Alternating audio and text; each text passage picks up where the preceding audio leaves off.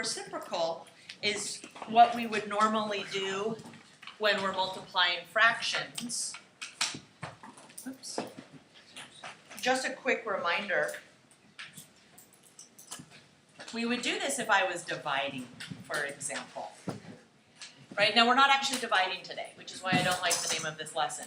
But just as a reminder of what we would do, and this is where we're going to end up for today's lesson, is that if we're working with fractions that are being divided, we change it to multiplication, and we turn the second fraction to its reciprocal. If it were a whole number, we could put it over 1, and then we'd flip it upside down. Now, one reminder, since we're going to be working also with negatives. Here, the negative was with the 7. I kept it with the 7, but it does not matter. As a little side note, negative 1/7 with the negative in the numerator is equal to negative 1/7 where the negative is in the denominator. Or, now I'm out of room on the right of my paper, I didn't give myself enough space, so I'm going to go to the left, but you can go to the right. You could just have the negative straight out in front of the fraction. So just as a reminder, all three of these are saying the same thing. They're all negative fractions. You can have the negative in the numerator, you can have it in the denominator, you can have it just out front. They all are the same. So, in this problem that I just started with, I kept it with the 7, but it doesn't have to. You could keep it in the numerator. You should get the same answer either way if you're working properly with negatives. Now, a quick reminder for multiplying with fractions. How do I do that? Basic fraction. CJ? Good. I multiply the numerators across. I multiply the denominators across. In this example, I get 1 over negative 28. If you have the negative in the numerator or right out in front, it is still correct. You only need to write one of them. But just know that when I show the answers, if your negative is in a different place, as long as there's only one negative, it's still correct. Okay, so you don't need to ask if that works, it does work. Okay, so that's a basic reminder of doing fraction multiplication. Today we're going to be working straight on the multiplication. We're not starting with division and flipping to the reciprocal. They've done that for you. What we are going to do is throw in some variables. For example, 4y times 1/4. Just as with regular numbers, if you have a whole amount that's not as a fraction, you can put it over 1. Now you have two choices here. You can multiply across the top and the bottom like we did on the last example. 4y times 1, 4y. 1 times 4 is 4. But then we need to simplify our answer. So after we do this, I'll do the same problem and I'll show you simplifying first, in case you want to do that way. I can simplify 4 over 4. The reason I can simplify this is that really it's like this. 4 times y, 4 times y. I could separate this into 4 times 1, which is still 4. And now, if I just take this part separately, how much is 4 over 4? Vincent? 1. 1 times y over 1. Now, you don't need to rewrite this. I'm just kind of showing why it worked. Here's what I would suggest, is when you get to this, as long as it's all just being multiplied, you can simplify. You could go, oh, 4, divide by 4 leaves 1, divide by 4 leaves 1. 1y over 1. Oh, normally we don't write those ones. If you write 1y over 1, I'm going to suggest you simplify it down to plain old y. Now, in that same problem, don't forget that the easier way to do it usually is to simplify first. I did it on this answer. I think it's going to be a lot easier if you try to simplify before you start multiplying.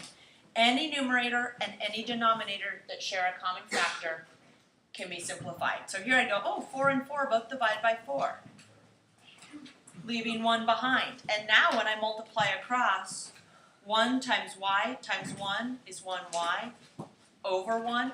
Anything over 1 is just itself. So I'm going to suggest you try to simplify first. That should make it easier. Questions on anything I've done so far? No, I'm not done. Okay, let's make it not necessarily harder, but just a little bit more going on.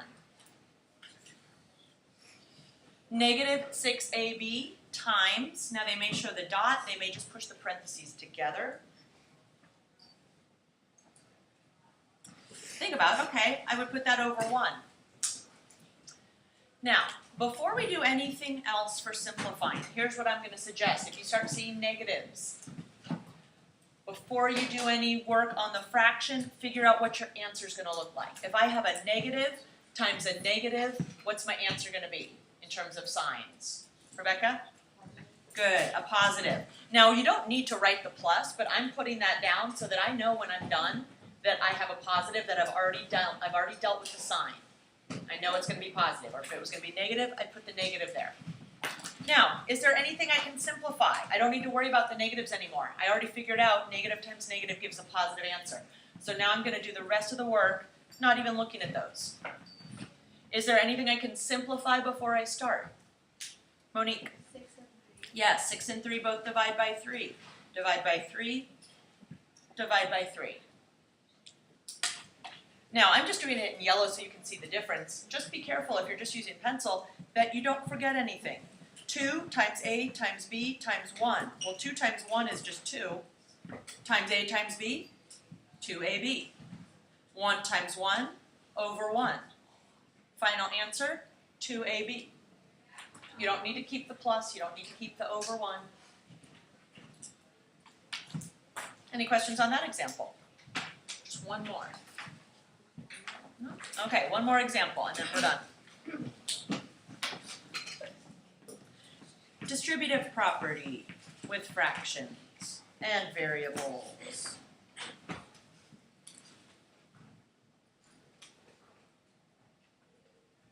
Oops, 1/3 times the quantity 42m minus 3n. Distributive property. We're going to multiply the 1/3 times each of these. Now, because this is a fraction, I'm going to suggest you don't try to do it all in your head. Write it down. Normally, if these are just whole numbers, we can do it in our head. We can do mental math. We keep the minus sign. So all I'm writing is, here's the 1/3 times the first term. You can put it in parentheses if you want, although you don't need it because we would do the multiplication first anyway. Here's the 1/3 times the second term, and we keep the sign, keep the minus. Now we're just going to solve each one. I'm going to take each of these whole amounts and put them over 1. So if I'm doing this first multiplication, is there anything I can simplify? Brian? Yeah, remember divisibility rules for 3. If you add the digits together, 4 plus 2 equals 6. 6 divides by 3. That means this will divide by 3. I don't expect you to know that by heart, but I do expect you to use your calculator to help you figure it out. If I divide by 3 here, I get 14. Don't forget the m. It's still there. So don't lose track of all the little pieces that we have not simplified.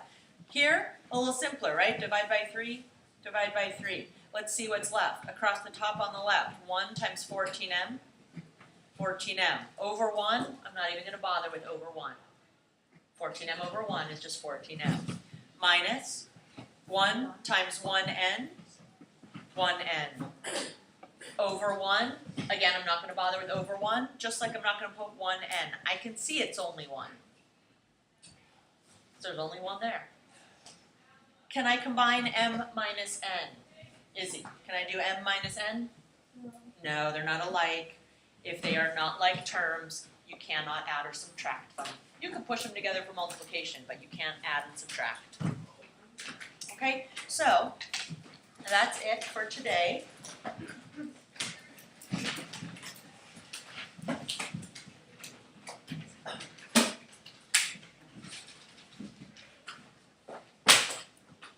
And there's your assignment. Write the problem, show your work, box your answer, please.